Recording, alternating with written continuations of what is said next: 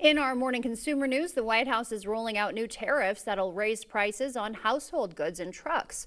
President Trump announcing a 50% tariff on imported kitchen cabinets and bathroom vanities.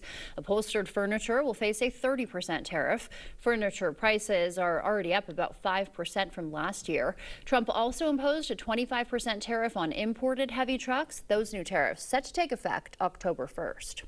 A government shutdown could cost the travel industry $1 billion a week.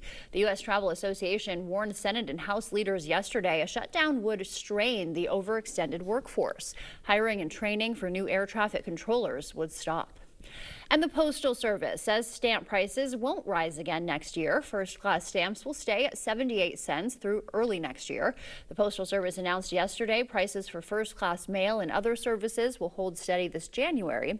The Postmaster General says there won't be price changes till mid next year. Getting your pumpkin spice lattes this fall could be a little harder for some Starbucks customers. The coffee company announcing significant store closures and layoffs. The move comes as we're also getting new data on the strength of the economy. Michael Yoshida reports.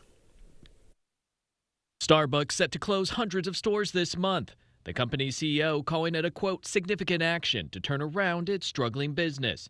An additional 900 corporate layoffs also announced, on top of roughly 1,000 layoffs earlier this year. The storied coffee chain has struggled to improve sales amid a changing economy and customer needs. A lot of companies are doing the same right now.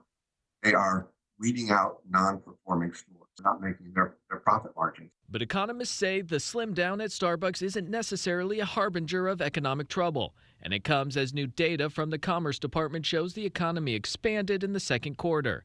Gross domestic product, the broadest measure of economic output, grew at an annualized 3.8% rate from April to June, significantly stronger than previously reported. The U.S. economy once again proves to be more resilient than had been thought. And obviously, it's had a lot thrown at it in recent years. Consumer spending, which is the lifeblood of the U.S. economy, helped drive GDP higher, with Americans still opening their wallets despite ongoing fears around the economy, tariffs, and a cooling job market. The big questions going forward really are what is the strength of the job market, whether unemployment goes substantially higher from here, and of course the one thing that essentially all consumers want to be absolved of, inflation. In Washington, Michael Yoshida.